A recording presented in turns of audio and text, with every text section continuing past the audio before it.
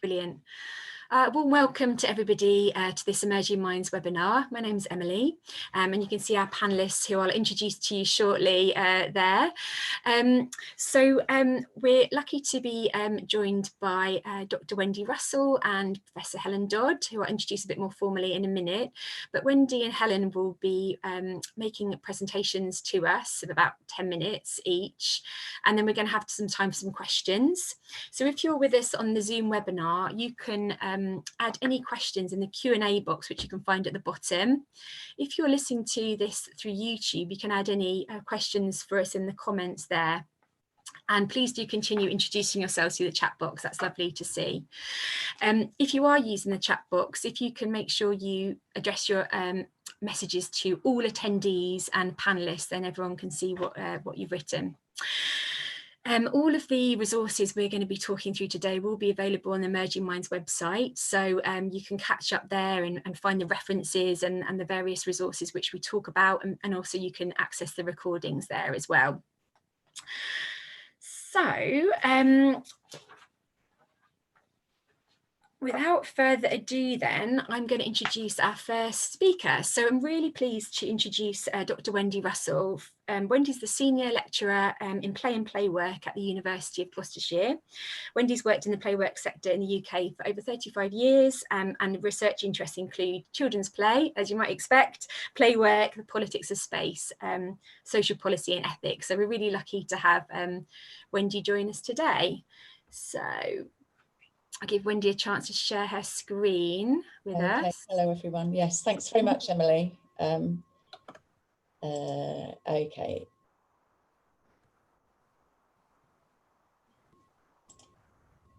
There we go.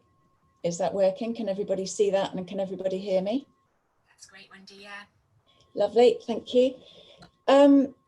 So, as Emily said, my background is in working with children at play and researching children at play, which I've been doing for some time now. I'm not really a psychologist. I think I would say that I work in a transdisciplinary way.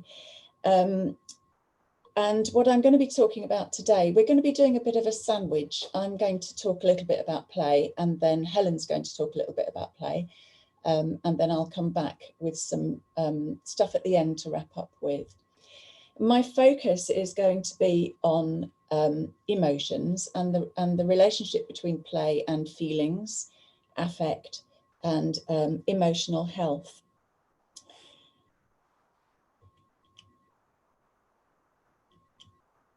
Right. And of course, this is where the whole thing freezes and it doesn't go forward. There we go. So let's start off with just an overview, really, of children's experiences of lockdown. The key point that I want to make here is that there is such a huge diversity in children's experiences. So some children may be very happy not to be in school, particularly if they find the school context difficult. Some may be anxious about going back to school.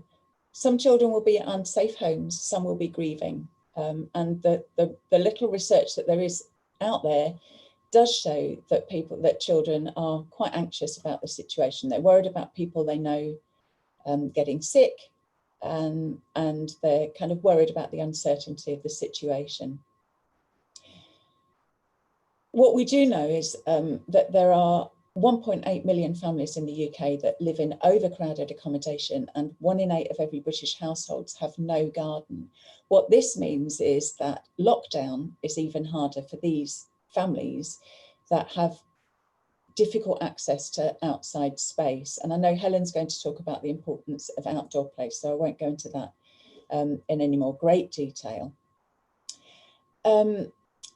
And some of the research that Helen has been doing at the moment has shown from a parental survey that nearly 2/3 of parents of primary school children said that their children were feeling lonely. And that's one of the things that I wanted to focus on, is the importance of friendships, basically, and playing with children of your own age. All the research shows that, particularly in middle childhood and beyond, that friendships, attachment to peers, is really important. It can provide a buffer to anxiety and stress. It's exactly what children need right at the very moments that they're isolated from their friends.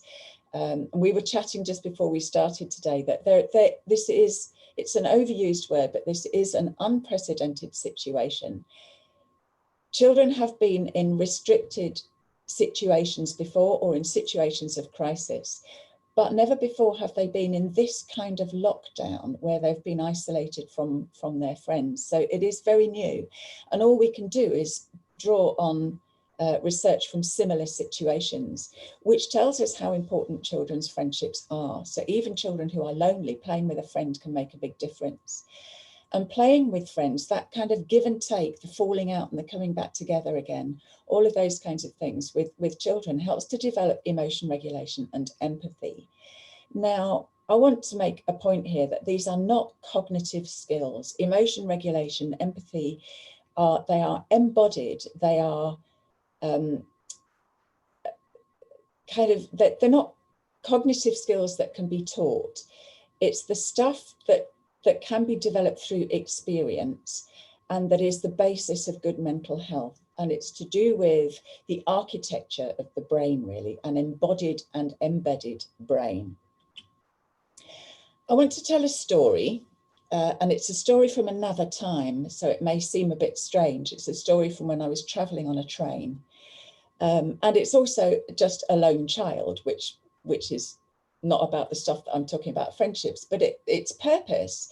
I want to use it to make 3 points about the way that we understand play and to think slightly differently about play. So I was traveling on a train, a fairly new train, a Southern Rail train actually, through London, mid-afternoon, so it was quite empty, and it was one of those trains with doors that slide open, with a huge vestibule that in the rush hour is crammed with commuters, but at this time was empty, just with a pole in the middle. So we stop at a station, the doors open, and a girl, 7, 8 years old, in a really full skirt and in sparkly shoes, gets on, and the empty space and the pole are irresistible.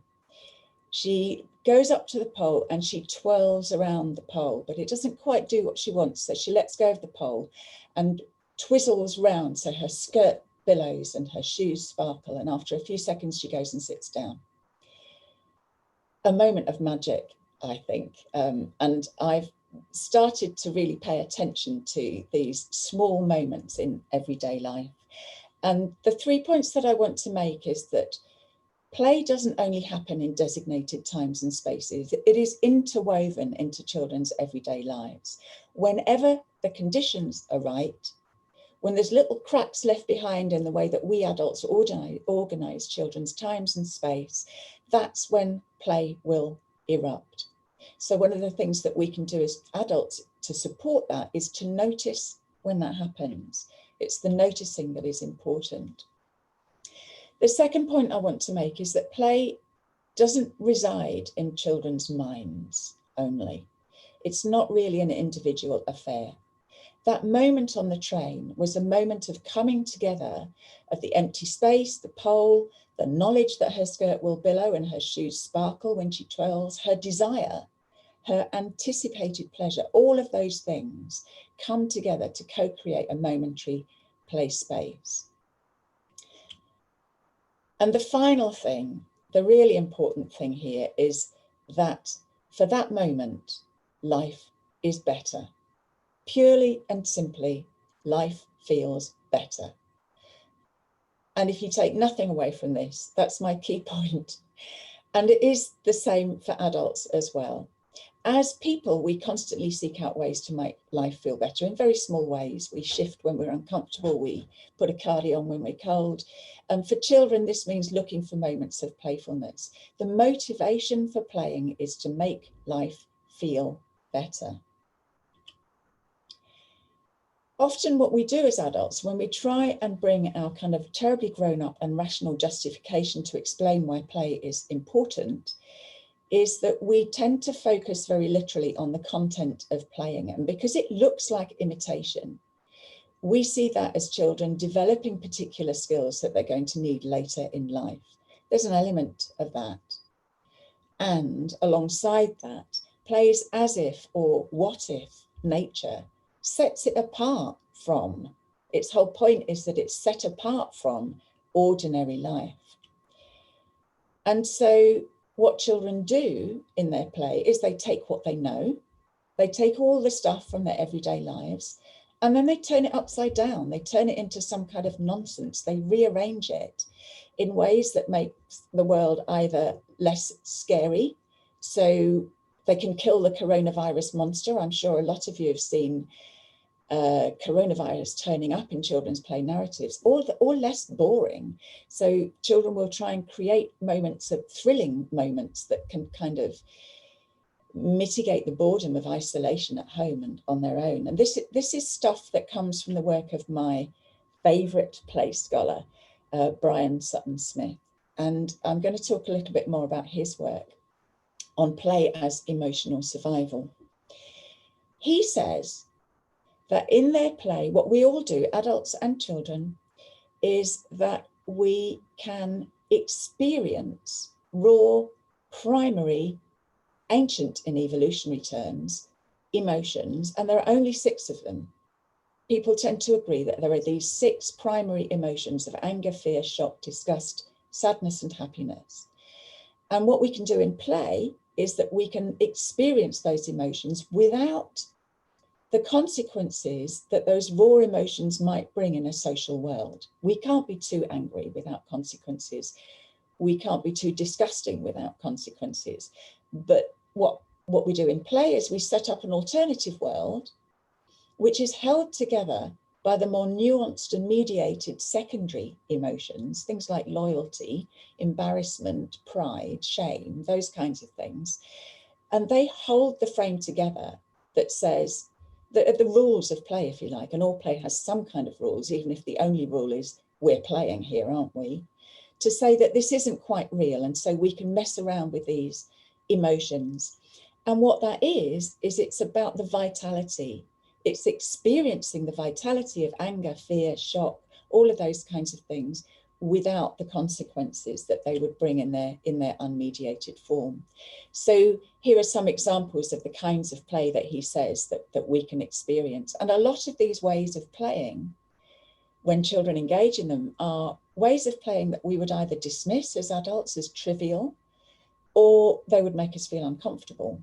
Things like risk-taking or rough and tumble play, or being rude. Fart law, I love that. Toilet humour and fart law is a massive part of children's play in middle childhood, and we don't really talk about that much as grown-ups, even though it still exists in adult humour. And what Sutton Smith says is that the opposite of play is not work, it's depression. And I think that's fundamental to our understanding of the value of play. His work, he started off interestingly as an educational psychologist, but then he became important in children's own play cultures, in folklore, in children's child lore, if you like, their rude stories and those kinds of things. And his last 2 major works conceptually pulled together all the stuff that he'd read and the stuff that he'd learned throughout his lifetime of studying play. So it's a theory. It's a play theory, this play as emotional survival. But we have it backed up in the neuroscience as well. So the last bit that I want to look at before I hand over to Helen is the work of neuroscientist Jaak Panksepp, also known as the rat tickler, who did most of his research with rats, an incredibly playful species. He tickled rats and it makes them laugh, but we can't hear it because the chirrups are at such a high, I can't remember, register, they're beyond what we can hear, but they had all this equipment that showed that rats laugh when you tickle them.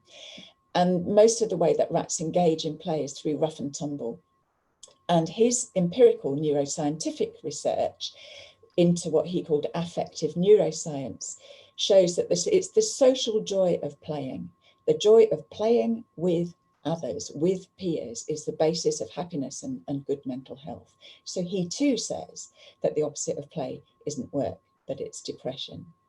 And that's the end of my slides. So I'll stop sharing and hand over.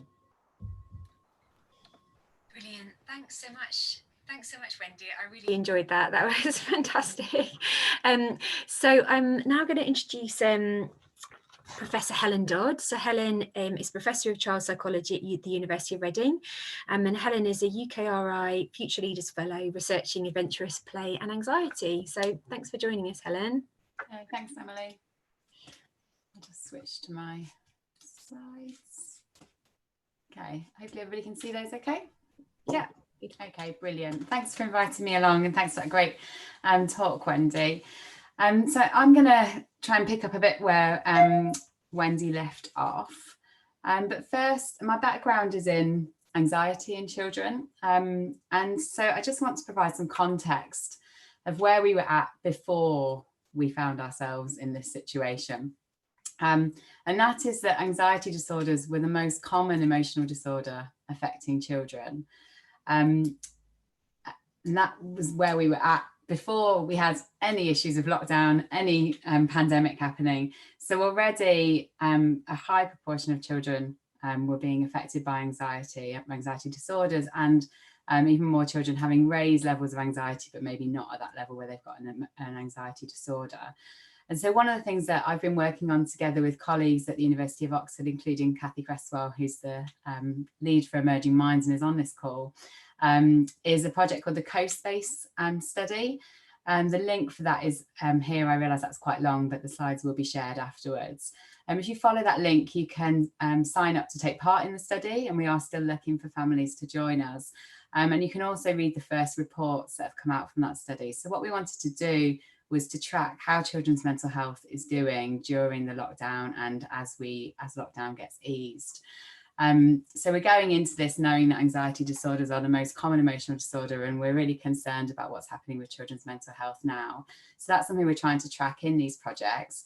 The longitudinal analysis showing what's happening over time to children's emotional well-being will be published hopefully within the next week or so.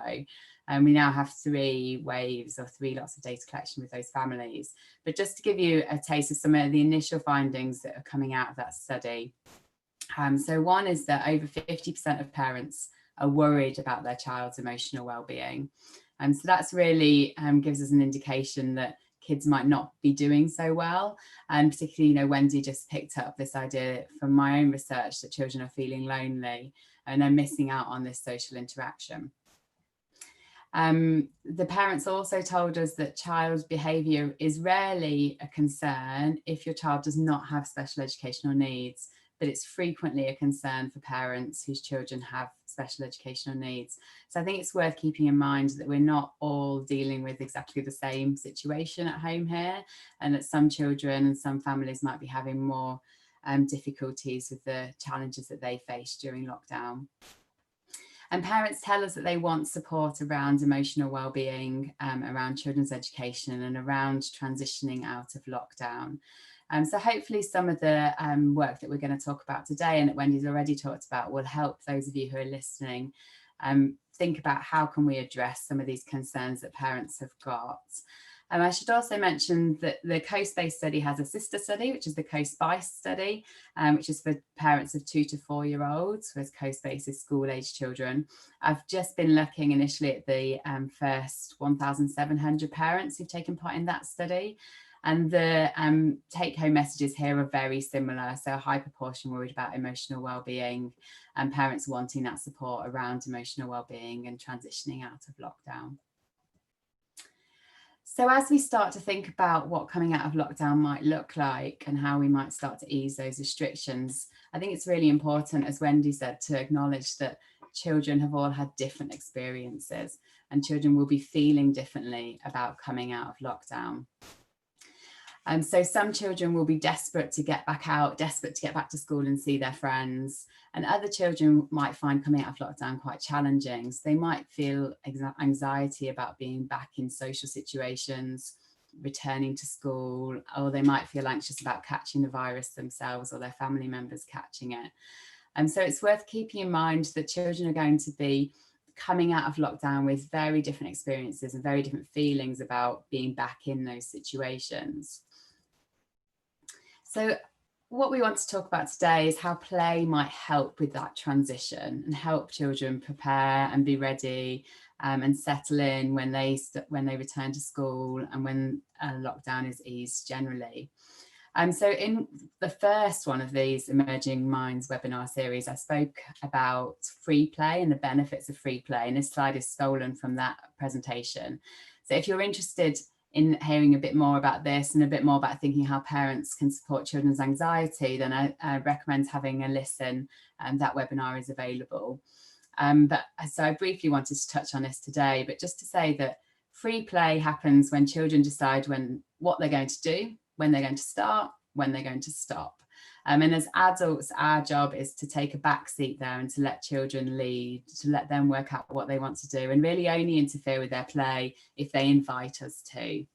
And we know from research that free play is enjoyable for children. They like having that control to decide what it is that they want to do. And they tend obviously to find things they want to do that they enjoy. It increases children's sense of control because they are choosing what they want to do. And for that small moment in that specific situation, they have control over what's happening. It can help them make sense of things. So Wendy already spoke about coronavirus related play, and we're seeing quite a bit of that. It's just, they use these play experiences to help them understand what's going on around them. It helps children to express themselves. So if they're feeling angry or feeling sad, they can express that through their play. And it can also help support relationships. So this is true of parent-child relationships, but also other relationships. So if you're a teacher or a caregiver, allowing children the space to play and to lead play can help support that relationship. So providing time and space for children to just play, to work out what they want to do and to let them lead the play is really beneficial. And we did already have a question on the Q&A around play in adolescence. And I think that this is also true for adolescents. It's also true for adults, right? If we are given space to do the things that we want to do and that we enjoy, we feel better. It helps us have that sense of control. So it's also true for adolescents. So if that is that they want to go and play on Minecraft or they want to chat online with a friend, then probably that's a good thing to let them do right now whilst they're facing this challenging situation. So we also know that this type of play, free play, reduces stress and negative emotion. So there's research showing that children who are hospitalized, for example, if they're given time to play freely, then their stress levels decrease. So this isn't just kind of a nice idea that play is warm and fluffy and makes everybody feel good, but there is research showing, you know, when children are in restricted situations, when they play freely, that benefits them. We also see this when children are admitted to hospital for treatments. So anxiety-provoking situations, their anxiety is lower and they have fewer negative emotions generally when they take part in a play-based intervention. So we know that play can reduce stress and negative emotion. And that's particularly relevant right now, I think, when we're thinking about children, not only in the current situation, but as we transition out of it and what that might look like for them. So play is good, free play is good. There are ways that we can make it even better. And one of those ways is to take it outdoors. So being outdoors is good for mental health. It's also good for physical health, but that's not the focus here. But when we're outdoors, we move more. So in terms of physical health, it's also good to be outdoors. So there's research showing that the more time children spend outdoors, the better their mental health is. And this especially seems to be the case for girls.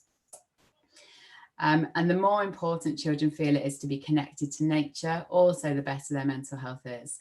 So that supports this idea that being outdoors in itself is good for mental health, but also more than that, being in nature and connected to nature is good for mental health as well. So I just wanted to pick up a bit more on that idea about being in nature and the benefits of that. So there's a range of benefits. So just briefly picking up some main take-home messages from research in this area. We know that visits to nature are associated with decreased stress. So if you go and spend time in a forest or go and spend time by the sea, how stressed you feel will decrease. We know that even viewing natural environments reduces physiological measures of stress. So even seeing pictures of the forests can make us feel better and reduce that kind of blood pressure and those physiological measures of stress in our bodies. And for children, spending time in nature leads to improvements in mental health and emotion regulation. So play is good, free play is good, being outside is even better, and being in nature is even better. So when children are in nature, often one of the ways that they play is adventurously. I define adventurous play as exciting, thrilling play where the child experiences a level of fear and is able to take age-appropriate risks. So this is also termed risky play in some of the literature that some of you might be familiar with. So when children take, interrupted by my children there, when children take risks when they're playing outside, just age-appropriate risks where they're leading and they're working out what they want to do, it helps them to increase their ability to cope and their understanding of their own, what they can cope with, what's too much for them and what they're able to manage. It decreases some of that avoidance that can happen around anxiety-provoking situations and help them to explore those feelings of uncertainty and handle them, as Wendy said, in a play, relatively safe situation. So by trying out some of these feelings in that play situation, they may be better able to cope with them when they're in other situations. It can also lead to that physiological arousal. So your hands are sweaty, your heart's beating fast because you've climbed high up the tree. But it's because it's happening in a play context, it makes you feel good and positive rather than being scary and something that children feel that they can't handle. The other thing to say about this type of play is that children really enjoy it. So there's some research, there's some quotes here from children about taking risks and playing in this exciting, thrilling way. And so I'll just read out a couple of these. So one is, I did it once and I did okay, and I felt happy and scared at the same time. I couldn't stop myself. And you feel excited because you're out of your comfort zone, but enjoying yourself. I feel free and confident and on top of the world because I'm really high. So this is this idea of this kind of scary, funny emotion that children experience. And I think we also experience it as adults when we're pushing ourselves out of our comfort zone a little bit. We've got control of the situation. It's a little bit scary, but it's also quite exciting and fun. And so this type of play can benefit children. And we hope, you know, at the moment it's tricky for children to be playing like this, but as lockdown is eased and as we return to normality, it would be nice, I think, for children to be able to be taking these risks, because at the moment their play is quite restricted at home. So my take-home messages to support children now and after lockdown: give them time and space to play freely, let them play outdoors. If you have access to green or natural space, then make sure you use it, and give them space to explore and take age-appropriate risks in their play. And I think these messages are relevant whether you're a parent or whether you're a head teacher or a teacher or an early years educator. Give them some time and space to play, let them play outdoors, let them play in nature if they can. So we've put together a list here of resources. I know lots of you are probably interested in exactly what can you do. So you've got a load of kids coming back to school next week or returning to an early year setting or to a holiday context. What can you do to support their play while social distancing is in place? What kind of things might you be able to do? And there's some fantastic organisations who've put together resources. And this last one was written, I found it on Twitter and asked if I could share it. And it's got lots and lots of practical ideas about different games that you can play with children whilst still socially distancing. And those are just some of the key references. Thanks. Brilliant, thank you, Helen. And we've had, as we've been chatting, we've had questions flooding in. So we've got lots of really interesting questions there. If you've got any other questions, then do pop them in that question and answer box. And I think we're going to go to Helen, aren't we? Sorry, to Wendy, who's going to make a few final points, I think.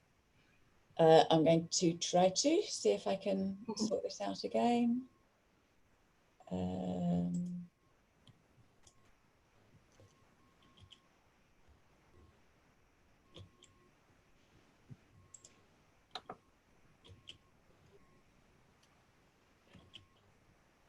Okay, yes. I just thought I'd end with some a summary of guidance from some work that we've been doing in a European project called Play Friendly Schools. The website is here. There are some freely available resources aimed at schools, but actually a lot of the information is useful more broadly than that. So going back to what I was saying and picking up on what Helen was saying as well, is that often our role as adults isn't to provide play. We can't provide play. Play is an experience. We can provide for it.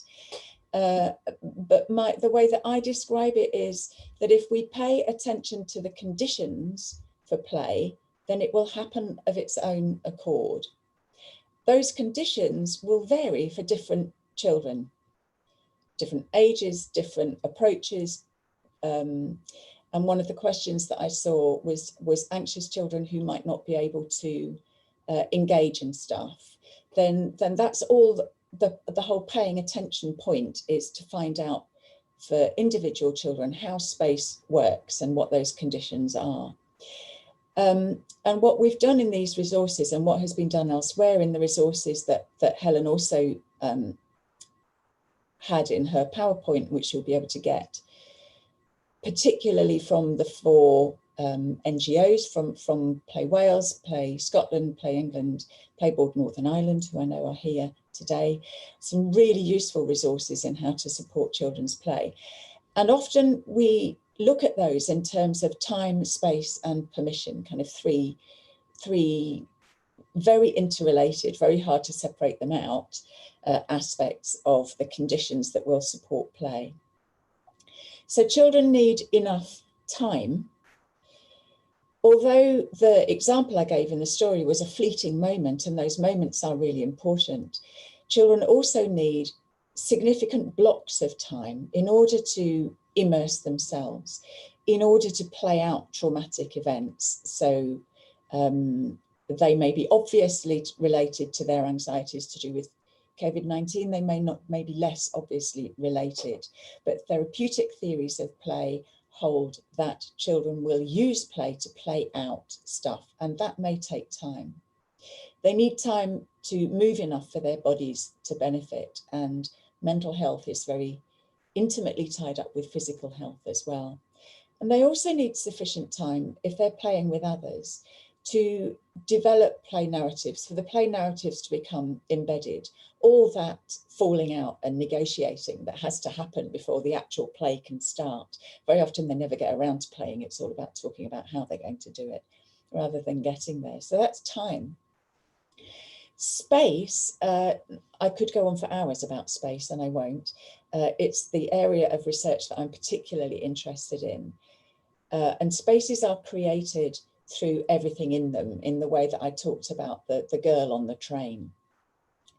But this is a list of stuff, I suppose, that we should try and make sure that any play space, indoors or outdoors, should try and provide.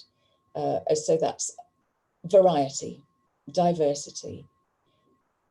Loose parts and modifiable space is all about children being able to manipulate stuff themselves.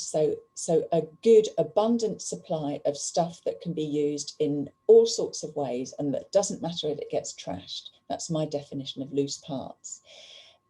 Spaces to hide, make dens, spaces to be up high and see what's going on, space to move around, opportunities to play with all of the senses, 5 and more, their identity and with concepts. And the final one is looking at permission. And this isn't literal permission. It's, can I do this? It's not that. It's about the culture of a space, how we create a culture that says you can play here, that has an overall playful feel. And that's to do with the overall culture of the institution or the home, of the relationships within it, and of the material objects. That's how these things all are totally interrelated. And it's about working proactively to develop a culture that respects and supports children's play, that doesn't dismiss the trivial as trivial. The trivial is important, that understands the need to tell rude jokes, that understands the importance of rough and tumble play and of taking risks for the sheer thrill that that gives rise to, and that's more than just fun. It's crucially important for children's mental health. And I want to end with a tale of two schools, basically. Thank you very much, social media. The one on the left, I have to say, we don't know what the context is for this school in France. But if that's their idea of allowing children to play while maintaining physical distance rules, and that's it, I think that's quite a sad picture. The one on the right is from a Danish school where the children said, we really want to play football with each other. And what he created, this teacher, was human table football. So you can see that the string through the tabards means that these children can only go up and down. They can't run around the football pitch. An incredibly creative and playful response. And these are two extremes, I think. What gets me about all of the guidance that is coming out from our own government, but also from UNESCO, is that the big focus is on preventing transmission and on catching up educationally when children go back to school. What we have been arguing for in the Play First campaign is that those two things are very important, and we must pay attention to children's social and emotional health, and we do that through creating opportunities for play to happen like this. So I'll end there. Oh, actually, sorry. My references are in my presentation. So if you download the presentation, you'll be able to find the references. Thank you very much. Brilliant. Thank you so much, Wendy. That's really, really helpful. And as I mentioned before, all the references and resources and the presentations will be available on the Emerging Minds website, so you can find out more there. So we've got some really good questions here, which we're going to address shortly. I'm going to quickly just share my screen just to signpost you to some other really useful resources that we've got on the Emerging Minds website. I think my children are just arriving home as well, so we might have a little interruption, but we'll carry on. I'm just going to share my screen quickly with you. Sorry, here we go. So yeah, I just wanted to really just very briefly introduce the Emerging Minds Network and really invite you to get involved. You can sign up to join our newsletter, and obviously then we can keep you posted about events like this. We're really focused on facilitating research that will make a difference to young children and young people's mental health. So please do get involved. A quick reminder about the CoSpace and the CoSpace Study. Really invite you to get involved with that and share the details about that with parents and carers that you might work with. And you'll find some really interesting resources on our website. So this resource is particularly around supporting children and young people with worries and anxiety at this time. It's translated into about 15 or more languages and has proved really popular with parents and carers. And also we've had 7 other webinars very much like this that you can find on our website. You can listen back to the talks, you can find the resources and the links of the subjects that I've detailed there. So that's all I wanted to say about Emerging Minds. So I'm just going to stop sharing my screen now. And yeah, and we've got some time to address some of the questions that have been coming in. So I think really, I wanted to just pick up perhaps with you, Helen, just on a couple of specific points that came up about your talk. So a couple of people have asked about what is it about outdoor play that seems to be so powerful? And a few people interested in, you mentioned it was particularly seemed to be of benefit to girls. Can you tell us a bit more about that? Yeah, definitely. I was just trying to answer some of the questions then. So I think there are multiple reasons that outdoor play is good for children's mental health. I think one of the things is that just being outdoors is good for our mental health. Just being in the sunlight, feeling the wind, just being outdoors. And the same goes for adults. Just being outdoors is good for mental health. So you're taking play, which is good for children's mental health, and taking it outdoors, then it should be better. You should get these amplified effects of being outdoors. But I think it's more than that. I think outdoors, generally, there is more space, and there's nearly always more sense of space because of the sky. And when we feel like we've got space, then we feel more freedom to move, and we tend to move more when we're outdoors. I also think then, you know, outdoor spaces is some outdoor spaces are obviously natural spaces as well. So you're then getting that exposure to green spaces and to nature. And when we're in nature, we have that kind of awe effect of wow, you know, and it can help us to feel a sense of perspective, you know, looking at a tree that's 1,000 years old, or, you know, it just helps to kind of put things, you know, what's happening right now into some kind of context. So it just can make us feel a bit calmer, I think.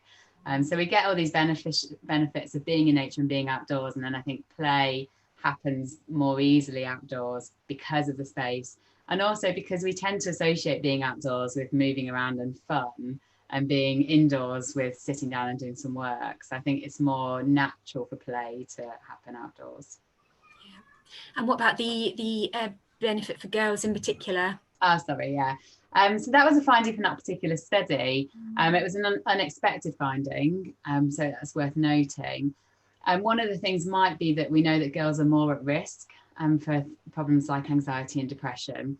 So they may be therefore more likely to benefit from things which help to alleviate that. Whereas if boys are at lower risk, then there's less opportunity for them to benefit from those things. Yeah.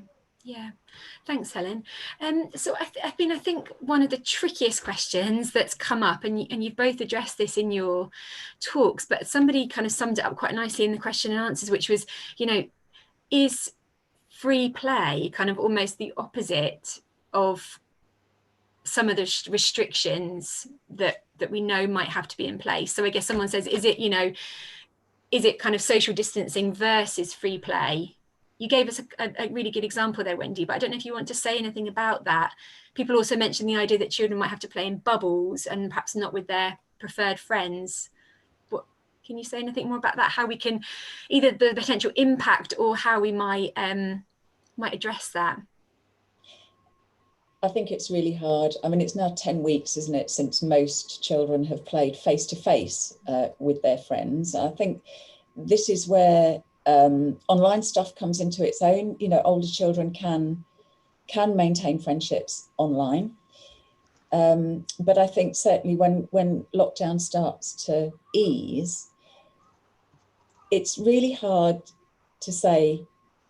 I think we need to look at the research that shows the limited transmission, well, about how likely it is that children will catch COVID, how likely it is that they will transmit it, and balance that, a risk-benefit assessment, if you like, against the harms of not being able to play with friends. And this is what I've been calling for, really. I think that's the decision that the policymakers need to make. And it can be made at a local, I think it can be made at a local school level as well, because schools know. There's a lovely example from a school in Holland. I can try and share this, actually. Have I got time to quickly share screen? Yeah, go for it, Wendy. Yeah, that's fine. Or we can share it. We can share a link to it on the website. That might work afterwards. Yes, that might be better. Yeah, let's do that. But that's great. I think people are really keen for any inspiring examples. It sounds like from the Q&A box where people have. Emily, can I just say something? Yeah, please do. Yeah. I think it's worth recognising that this is, you know, free play right now is going to be really tricky. But that doesn't mean we should just forget about it and dismiss it. You know, and I think there's a real concern that when children go back to school, it's going to be, right, they need to catch up on the education that they've missed out, and play is difficult right now, so let's just not do it. And actually what they need is the opposite of that, and they need, you know, creativity and, you know, thinking. You know, the school that Wendy's going to share this example of, they got in a bubble machine on the first day and there were just bubbles everywhere, and the children returned to school. And just, you know, simple things, but that make it easier for children to go through that transition, and that's what they need right now, not straight back in the classroom. So I think even though free play is difficult, we need to be thinking about how can we best facilitate that, even if it isn't exactly totally free, if it requires a bit more structure than usual. Some play is better than no play at all. So I think that's worth keeping in mind. And the other thing is that as life transitions back to something like normality, we need to not forget that that's how children used to play, and make sure that we go back to playing freely and letting them do what they like and letting them interact with whoever, because I don't want to see that, you know, over the next 6 months children have to socially distance and we forget that we used to just let them go with their friends. So it's also just keeping it in mind longer term that we need to be promoting that this is really important for children's development, and we mustn't forget that that's what they used to do. Yes, yeah, so that's that kind of thinking about the long-term picture as well. Yes. So thank you very much, guys, that's really, really helpful.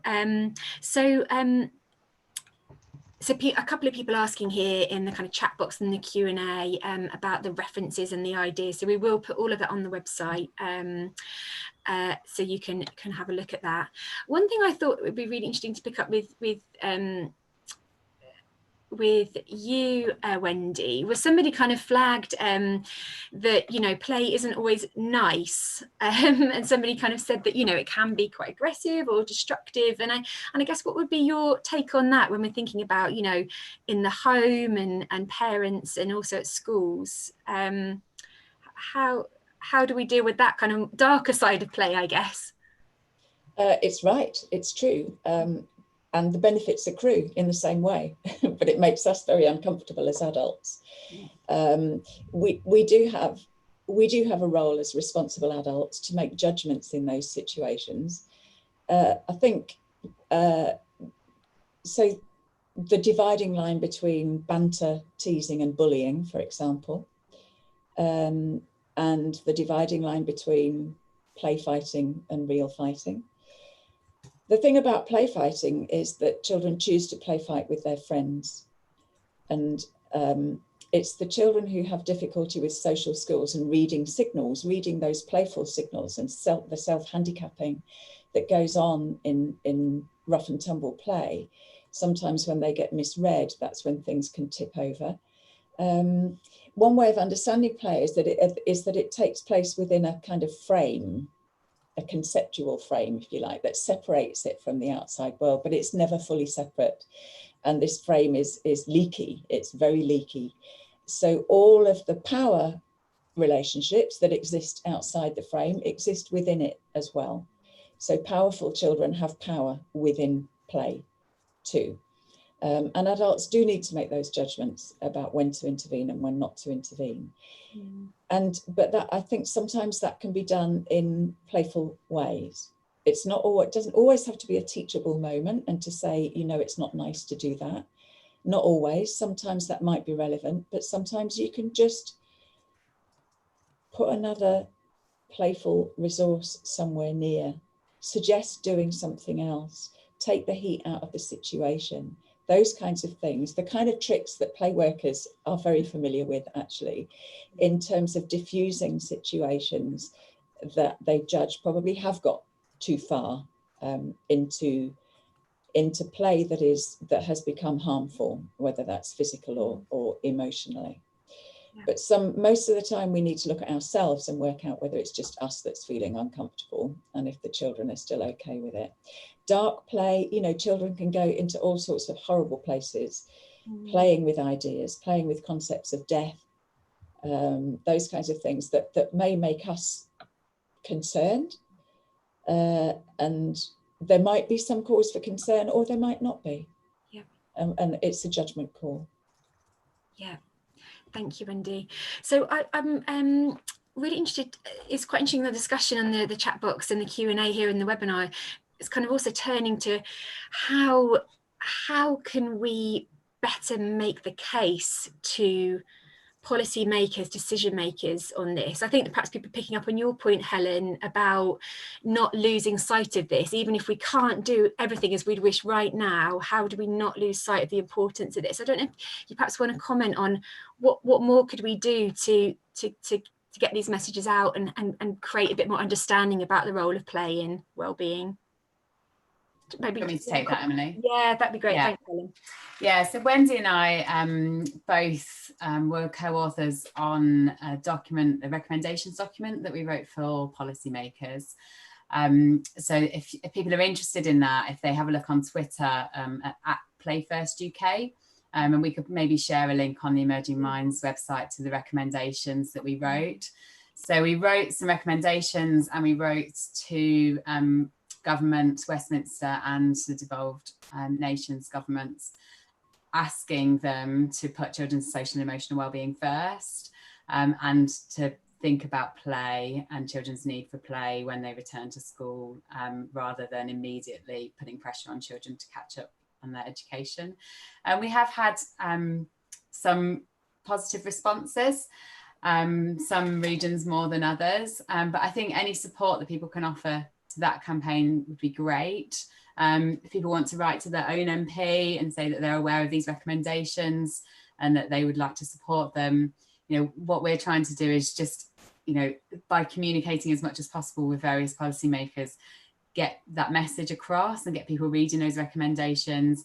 And as Wendy said, what's really needed is this risk benefit analysis, where we think about, okay, well, what are the objective risks here to children and to children's families and to teachers, and what are the benefits? And we need to weigh those up, and children's social and emotional wellbeing needs to be part of that picture. It can't just be about the educational needs and the virus. You know, that children do more than just study at school. So we need to also be thinking about, well, what do they need socially and emotionally? And only when they've recovered from this situation and had a successful transition back to school will they be ready to resume formal education. So trying to do it sooner when children are not ready isn't sensible anyway.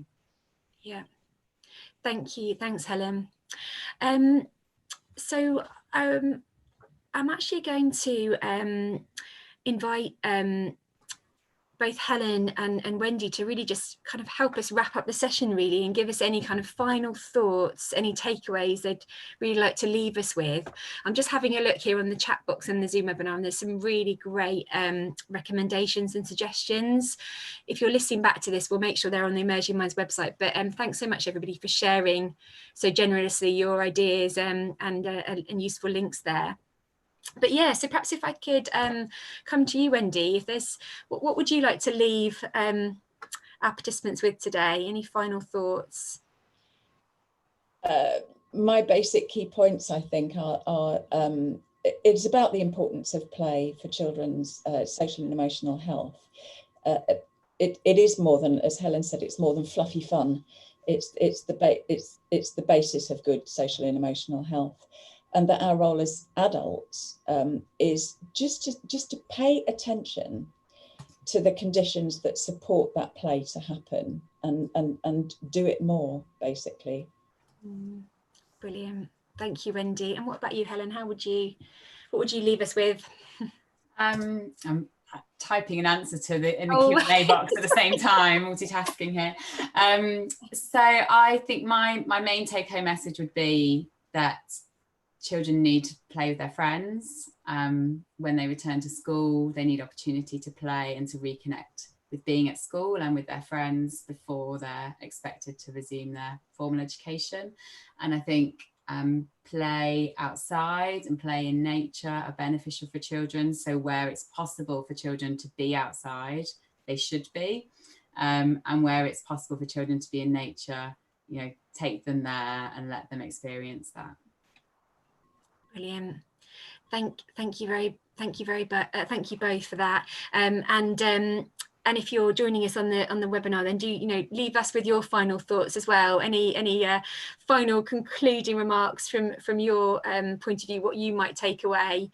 But yeah, so just leaves me really to thank very much our panelists, Wendy and Helen. Thanks so much for taking the time to join us today, and thanks so much for our participants for, as I say, getting so involved and sharing your experience with us as too. Thanks very much to Andre at Mental Health for helping us to live stream this and to share this so widely with people. But yeah, thanks so much for joining us. And we hope we can continue this conversation to take play forward. Thank you, everybody. Thanks, Thank you.